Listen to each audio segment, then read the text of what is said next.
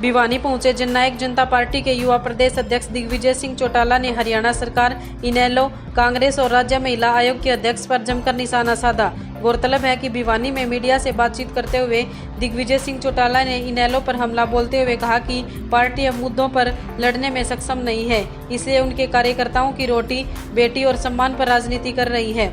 उन्होंने कहा कि राजनीतिक दलों को जनहित के मुद्दों पर संघर्ष करना चाहिए, न कि व्यक्तिगत टिप्पणियां करनी चाहिए। रोहतक में इनेलो नेता अर्जुन चौटाला द्वारा एसपी को कथित रूप से गाली देने के मामले पर प्रतिक्रिया देते हुए दिग्विजय ने कहा कि किसी भी जनप्रतिनिधि का ऐसा व्यवहार उचित नहीं है। उन्होंने कहा कि जब कोई व्यक्ति संसदीय या सार्वजनिक पद पर होता है तो उसकी जिम्मेदारी और अधिक बढ़ जाती है और उसे मर्यादा का पालन करना चाहिए। नर्सिंग स्टाफ विवाद और महिला आयोग की अध्यक्ष रेणु भाटिया के बयान को लेकर भी दिग्विजय चौटाला ने तीखी प्रतिक्रिया दी। उन्होंने कहा कि रेणु भाटिया लंबे समय से गैर जिम्मेदाराना व्यवहार करती आ रही है और अब उनके बयानों का विरोध पूरे प्रदेश में हो रहा है। उन्होंने कहा कि जैसा बीज बोया जाता है वैसा ही फल मिलता है। हाँ जी, मैं अपनी बात से शुरू कर दूंगा, फिर आप बोलते हैं। आज तो देवीलाल सदन में यहाँ पधारे हमारे जिला अध्यक्ष एवं जिला प्रभारी और सभी पार्टी के पदाधिकारी, इलेक्ट्रॉनिक मीडिया, प्रिंट मीडिया के मेरे साथियों, पहले मैं आपका दिल की गहराई से स्वागत करता हूँ। समय निकाल करके आप आए। आज सबसे बड़ा जो मुद्दा है प्रदेश के अंदर, और पिछले साल भी हमने देखा कि भारी भरकम एक तरीके से किसानों को इसमें परेशानी आई, और आज फिर वो बहुत बड़ा मुद्दा बन गया है। बड़ी समस्या आने की तैयारी में है, क्योंकि जो डाटा, जो आंकड़ा हमारे पास आया है वो बहुत चिंताजनक है।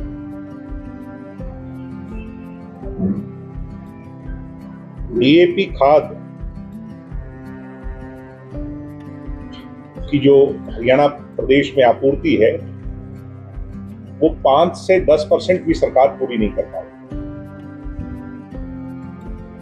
दादरी के अंदर 9 केंद्रों में से 8 में स्टॉक पूरी तरह खत्म हो चुका है।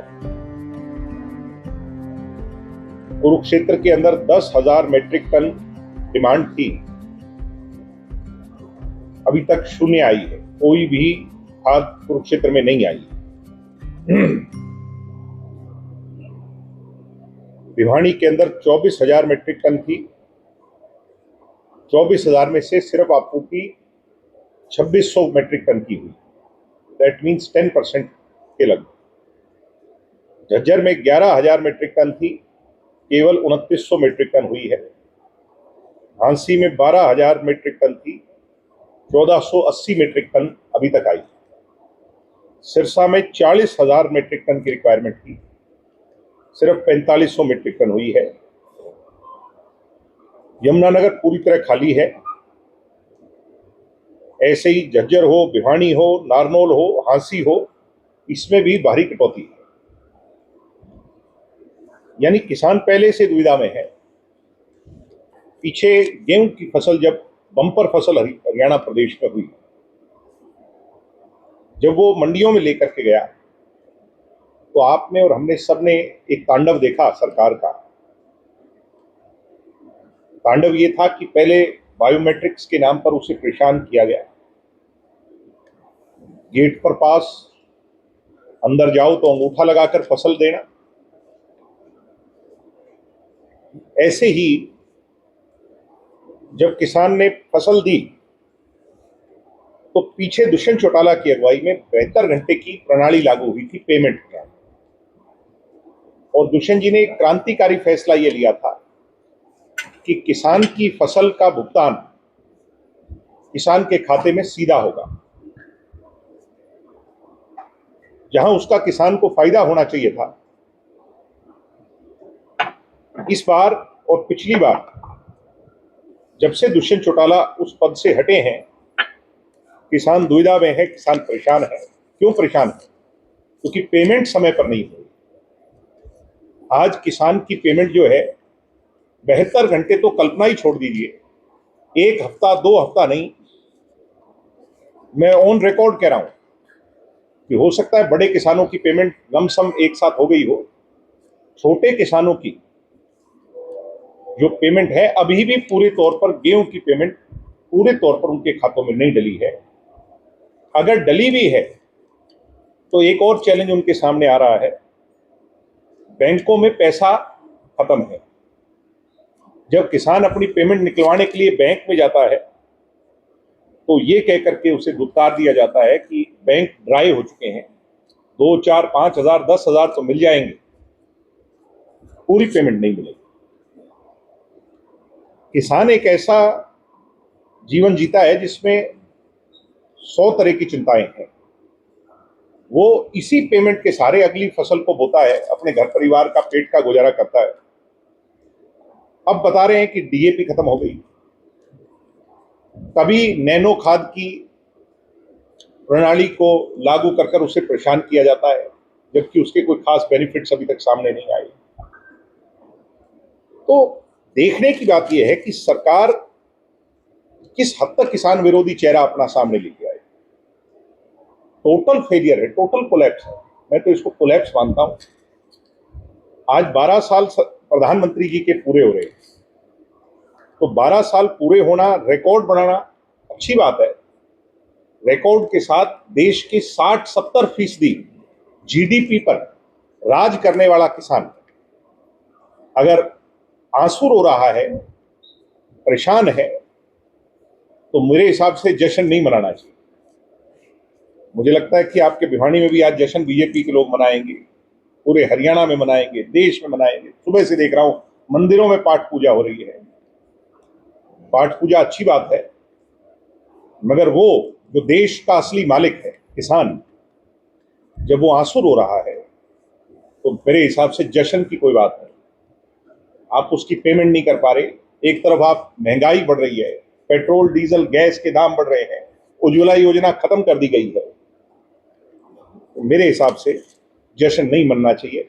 आज तो उसका दर्द समझना चाहिए, बल्कि प्रधानमंत्री जी को, बीजेपी के लोगों को अनाउंस कर देना चाहिए कि हम कोई जश्न नहीं मनाए, हम देश संकट में है, उस देश को बचाएं। रेणु भाटिया का जो मामला है, इसने तूल पकड़ा हुआ है। मैं पिछले बहुत दिनों से देख रहा था कि कैसी शब्दावली का प्रयोग लगातार निरंतर, रात को कहीं भी खड़े होकर के कुछ भी बोल देना, किसी को लड़कियों की अस्मिता पर सवाल उठाना, इंटेग्रिटी पर सवाल उठा देना, आपने कपड़े कैसे पहने हैं, आप कैसे चरित्र में हैं, होते होते बढ़ते बढ़ते जब ये नर्सेस के मामले में चला गया, यानी ये तो अति हो गई, तब जाकर के इनने इस्तीफा दिया। नहीं तो कोई सेंसिटिविटी है ही नहीं, कोई भावना ही नहीं है इन लोगों की। सरेआम गुंडागर्दी कर रहे हैं, महिला होकर महिलाओं की भावना के साथ ऐसा काम कर रहे हैं। बीजेपी में ऐसा ही हाल है, आरएसएस में ऐसा ही हाल है।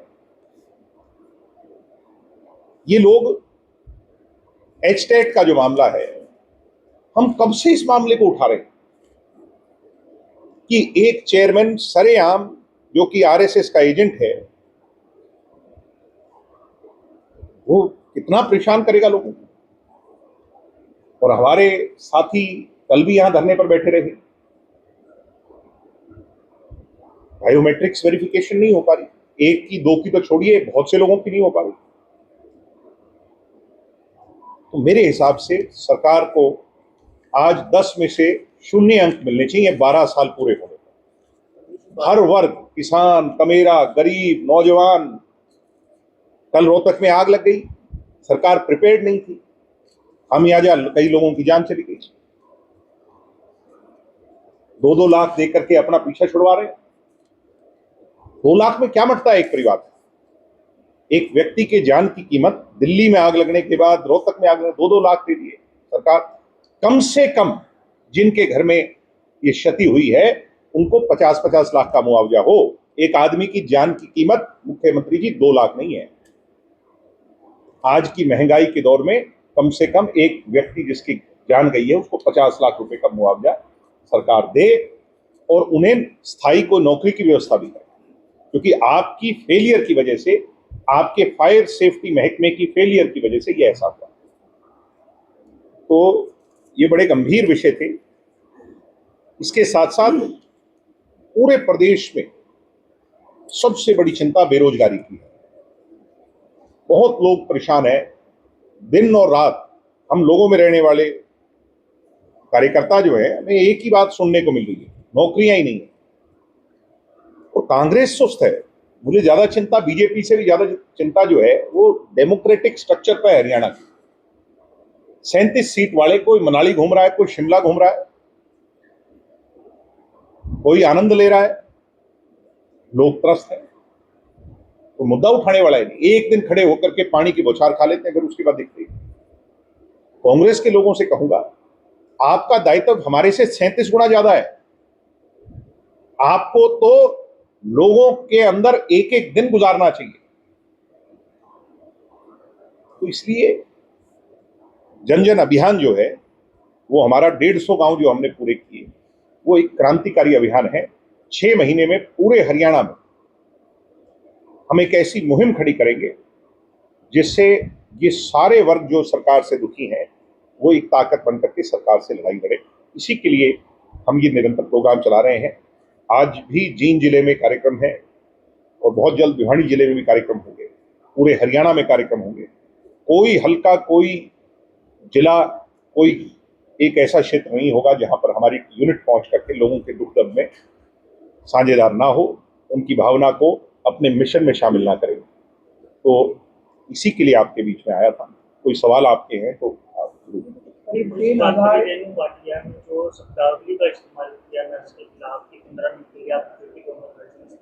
अहंकार, घमंड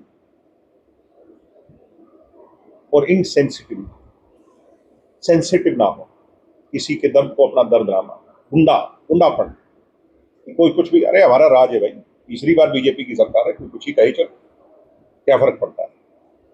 ये लोग तो सुनेंगे, लोग हमें वोट दे रहे हैं राम के नाम पर। राम के नाम पर दिया हुआ वोट काम नहीं करवा सकता, ये बात समझिए। बांटने के नाम पर दिया हुआ वोट काम नहीं आ सकता।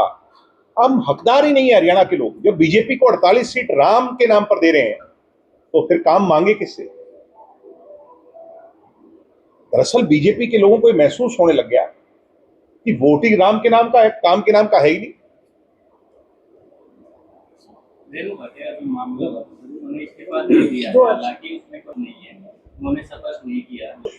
यही तो बेशर्मी है कि आप लोगों को गालियां निकाल रहे हैं, हमारी बहनों की इज्जत पर सवाल उठा रहे हैं और फिर चुपचाप, ठीक है, आपको लगता है बहुत बड़ा मामला बन गया, इस्तीफा दो और चले जाओ। आप कहीं और एडजस्ट हो जाएंगी, कहीं और चेयरमैन बन जाएंगी, क्या फर्क पड़ता है। SIR के लिए जननायक जनता पार्टी पूरी तरह तैयार है। हमने अपनी पूरी यूनिट का गठन कर लिया गांव के बूथ के स्तर पर। BLA 1, BLA 2 हमारा कंप्लीट है। हम पूरी तरह फौरी तौर पर इसके लिए तैयार हैं। एक भी गलत वोट हरियाणा में नहीं करेंगे। उनकी आवाज को जेजेपी किस प्रकार से उठाई, उनके साथ में भैया जेजेपी के सिवाय उठा कौन रहा है ये तो बता दो। मैं तो डे 1 से इस बात को उठा रहा हूं। एचटेट का तो रोड़ा कर रहे हैं हम सारा। एचटेट का दूसरा कोई सवाल उठा क्यों नहीं रहा। एचटेट का मतलब क्या है, जो भविष्य के टीचर्स का सिलेक्शन। अगर भविष्य के टीचर्स जो आज अभ्यर्थी हैं उनके साथ इतना इनजस्टिस होगा तो एजुकेशन सिस्टम कैसे सुधरेगा। एजुकेशन सिस्टम नहीं सुधरेगा तो हमारा कल कैसे बनेगा। कैसे हम एक अच्छे कल की कल्पना कर सकते हैं हरियाणा में जब तक एचटेट में सुधार नहीं। किसानों के लिए एक बीमा पॉलिसी आई थी, जो एजेंसी आई थी, काफी घोटाला के काफी। मैं कह रहा हूं देश का 2G 3G ये कौन सा कोल घोटाला और इससे बड़ा घोटाला है ये जिस दिन खुलेगा। अब हमारी बात को तो कोई सुनता नहीं कि ये जो इंश्योरेंस घोटाला है ये सबसे बड़ा घोटाला है देश का। एक आपका वीडियो वायरल हो रहा है जिसमें आप HKRN की लोग लगाने के लिए बात कर रहे हैं। भैया एक बात समझने की है, HKRN का जो पोर्टल लेकर के आए थे पिछली सरकार में, हम ही लेकर के आए थे। उस समय डीसी रेट वालों को अब्सॉर्ब करने की पॉलिसी बनाई थी और नए 2 पॉलिसी बनी थी, एक डायरेक्ट एचकेआरएन में भर्ती और कॉन्ट्रेक्चुअल बेसिस पर लगे हुए कर्मचारियों को अब्सॉर्ब करना। बहुत से साथी, हो सकता है आपके पहचान के भी, जो अब तक एब्सॉर्ब नहीं हो पाए, उनकी रजिस्ट्रेशन नहीं हो पा रही। इतने साल उन्होंने कच्चे कर्मचारी के तौर पर काम किया, अब उनके लिए टेलीफोन कर उनका रजिस्ट्रेशन कराना कोई गुनाह है? तो ये मुझे समझ नहीं आ रहा कि मैं अधिकारियों को फोन करूं, उनसे रिक्वेस्ट करूं। किसी से मैंने गाली देके बात करी, मैंने रिक्वेस्ट ये की कि इसका एचकेआरएन में करवा दो क्योंकि ये आपके यहां नौकरी लगा हुआ है। क्या गुनाह है भाई, क्या गुनाह है? इन चश्मे वालों को नींद नहीं आ रही? काम हो रहे हैं हमारे कहने से काम होते हैं, गाली देने से काम नहीं होते भाई साहब। ये सुन लीजिए, आप एसपी लेवल के अधिकारी को भद्दी गालियां निकालोगे तो काम होंगे? आप किसी की इज्जत को बढ़ाकर क्या काम ले सकते हो, घटाकर नहीं ले सकते। मेरे पैर में जूता आता है, जूता दिखाने से काम हो सकते हैं कि रिक्वेस्ट करने से काम हो सकते हैं? अगर मैं आपसे अभद्र तौर पर बात करूंगा, आप मुझे इज्जत देंगे कि क्या करेंगे? इनको तब से खाना हजम नहीं हो रहा, कांग्रेसियों को खाना हजम नहीं हो रहा कि ये बी टीम है, इनके काम हो रहे हैं। अगर एचकेआरएन में रजिस्ट्रेशन करवाना गुनाह है तो ये गुनाह मैं 100 बार करूंगा, लिख लीजिए। और किसी को दर्द हो, अच्छे डॉक्टर को दिखा करके दवाई ले ले, मेरे पास इलाज नहीं है। ये मेंटली हाशिए पर जा चुके हैं, इनेलो वाले तो विशेष तौर पर। कल से कह रहे हैं कि नौकरी लगनी है तो इससे संपर्क करो, तो करो जी, हमारे से हम प्रयास करेंगे तुम्हारे लिए। क्या कोशिश करना गुनाह है? क्या जिस प्रदेश में मेजॉरिटी युवा आबादी बेरोजगार है उसके लिए प्रयास करना कोई गुनाह है? मेरे पिता, मेरे दादा इस काम के लिए 10-10 साल की कैद काट आए,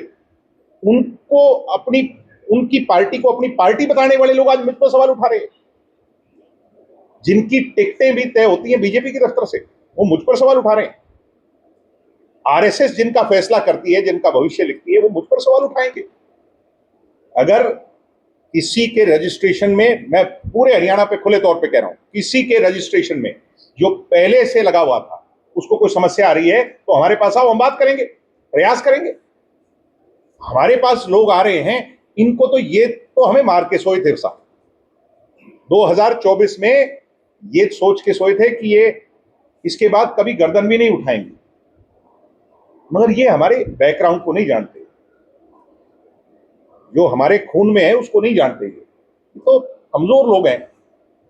ये लोग तो 1-2 दिन निकलते हैं और अपना दिखा के फिर वो बिलों में घुस जाते हैं, हम लोगों में रहते हैं। और जो काम करेगा भाई उसकी चर्चा तो होगी, बताओ नहीं होगी क्या?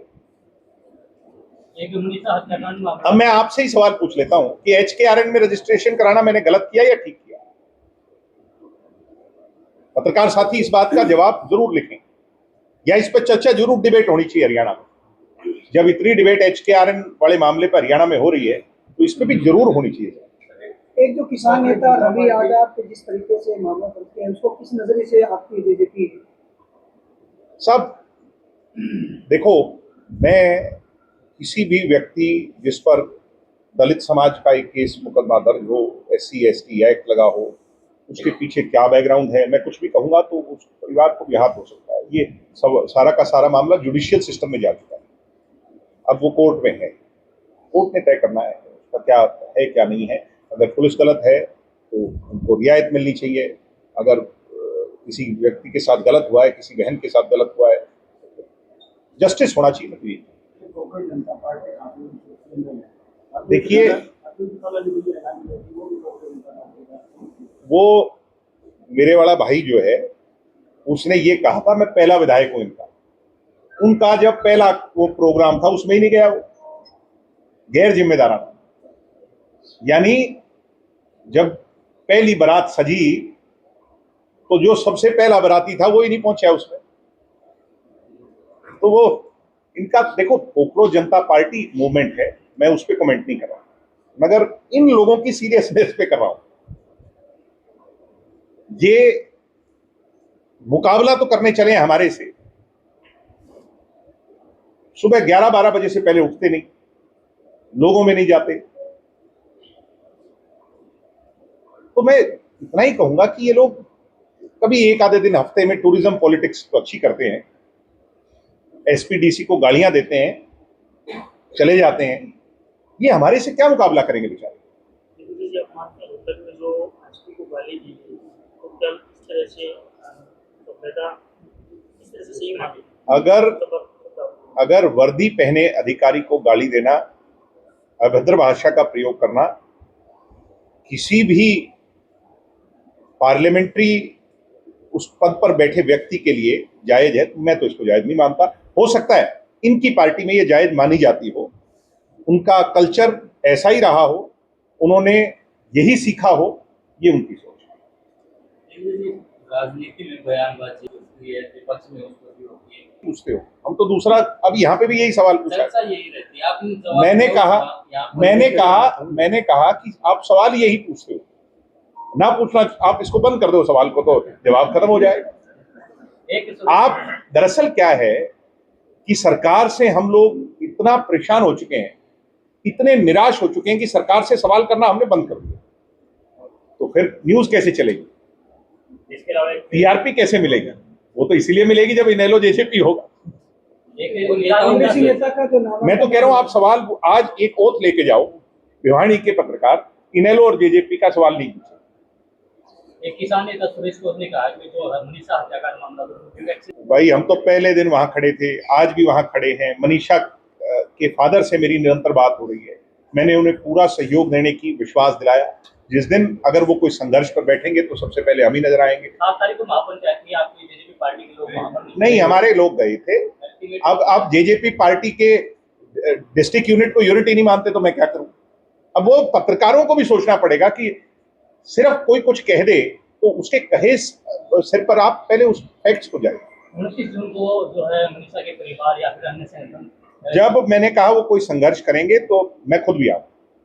हाँ, मैं जब भी वो संघर्ष करें, मुझे नहीं पता 29 को करेंगे, 30 को करेंगे, जब भी वो संघर्ष करेंगे उनके संघर्ष के भागीदार और हिस्सेदार हम होंगे, हमारी पार्टी के लोग, क्योंकि इतना बड़ा इंजस्टिस हुआ, उनको न्याय नहीं मिला। क्या मानते हैं सरकार का काम है? सीबीआई भी जांच कर रही है। ऐसा है कि सब कुछ तय होता है जैसा बीजेपी चाहती है, इसके पीछे बहुत कुछ छिपा हुआ है। मनीषा हत्याकांड एक साधारण हत्याकांड नहीं है, इसके पीछे बीजेपी के लोगों का कुछ नाम आ रहा था, हाथ आ रहा था। इस पे सब लोग जानते हैं, आप भी जानते हो।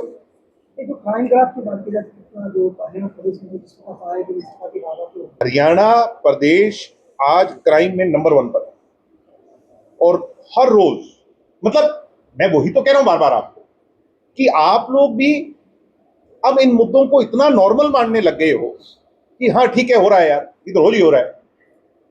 तभी तो इनेलो जेजेपी कर देते हैं बात कि हम गुंडागर्दी को गुंडागर्दी नहीं मान रहे, हम बेरोजगारी को बेरोजगारी मानना भूल गए। 12 साल हो गए यार, अब ये थोड़ी, इनसे थोड़ी लड़ाई लड़ी जा सकती।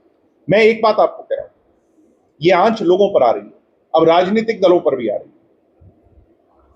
ठीक है जी, ये आंच आप पर भी आनी है, आप तैयार हो जाइए। समाधान क्या मांग? समाधान सबको एक होना पड़ेगा, संगठित होकर के लड़ाई लड़नी पड़ेगी, सब लोगों को, सामाजिक, राजनीतिक, गैर राजनीतिक, सब लोगों को संगठित होना पड़ेगा देश को बचाने के लिए। मैंने कहा 12 साल की आज प्रधानमंत्री जी का जो जश्न, रिकॉर्ड का जश्न है, वो हमारे सब के लिए चुनौती भी कि अगर ये यूं ही काम करते रहे। एक राज्यसभा कैंडिडेट का नॉमिनेशन बेवजह रद्द कर दिया गया कल मध्य प्रदेश में, बेवजह, चाहे वो कांग्रेस पार्टी के क्यों ना। सब कुछ होना है आगे, ये इलेक्शन ऐसे ही होंगे। सरेआम गुंडागर्दी हो रही है देश में, कोई आवाज उठाने सक्षम ही नहीं है। अपने भाई कोना बनेगा इंडिया गठबंधन की गौरव सेलिब्रेट, क्या हरियाणा के नेताओं को? मैं कह रहा हूं कि इंडिया गठबंधन या कोई गठबंधन की बात नहीं, सारे देश के विपक्ष को, beat any political party, Chaudhary Devilal ji ने एग्जाम्पल सेट किया हुआ इस देश में कि उनने एक माड़ा में सारे पिरो दिए थे और सबको होना पड़ा। तभी कांग्रेस से पीछा छूटा था। अब भी ऐसा ही होगा। मैं इस बात की आपको, अगर ऐसा नहीं हुआ तो फिर कुछ भी नहीं।